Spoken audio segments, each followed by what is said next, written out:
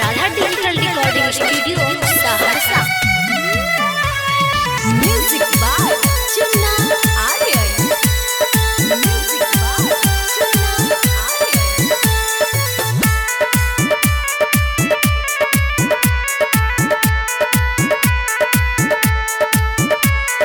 के यो जईत हाजीपुरा के यो जईत पटना हो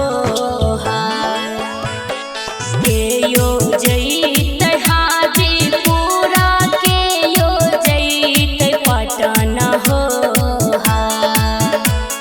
हाय हो हाय अल्लाह के यो जईत बेतिया सहरी हो हाय हाय हो हाय अल्लाह के यो जईत बेतिया सहरी हो हाय। मिक्स बाय आरकेएस सुमन।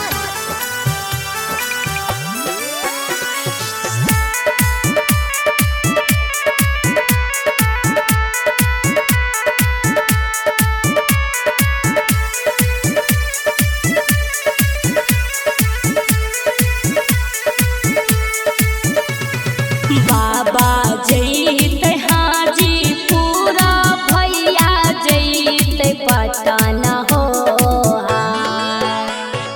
बाबा जईत हाजीपुरा भैया जईत पटना हो हाय हाय हो हाय अल्लाह सैयद जईत बेतिया सहरी हो हाय हाय हो हाय अल्लाह सैयद जईत बेतिया सहरी हो हाय।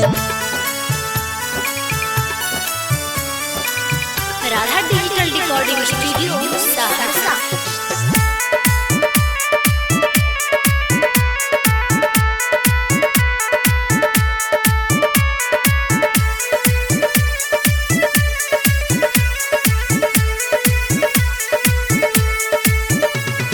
के यो अनतै सुगबा सारी के यो अनतै कंगन हो हाय।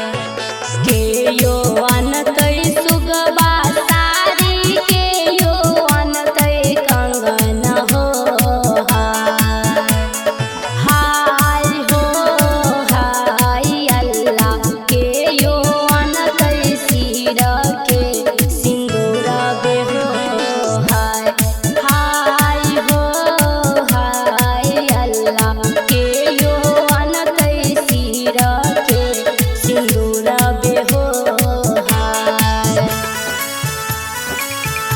मिक्स बाय आरकेएस सुमन।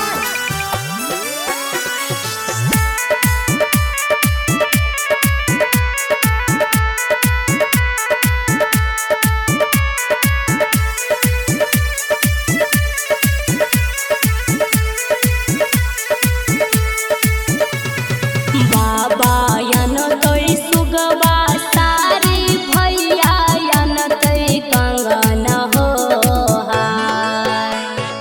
बाबा अनतै सुगबा सारी भैया अनतै कंगन हो हाय हाय हो हाय अल्लाह स्वामी लैतै सिर के सिंदूर बेहो हाय हाय हो हाय अल्लाह स्वामी लैतै सिर के सिंदूर बेहो हाय।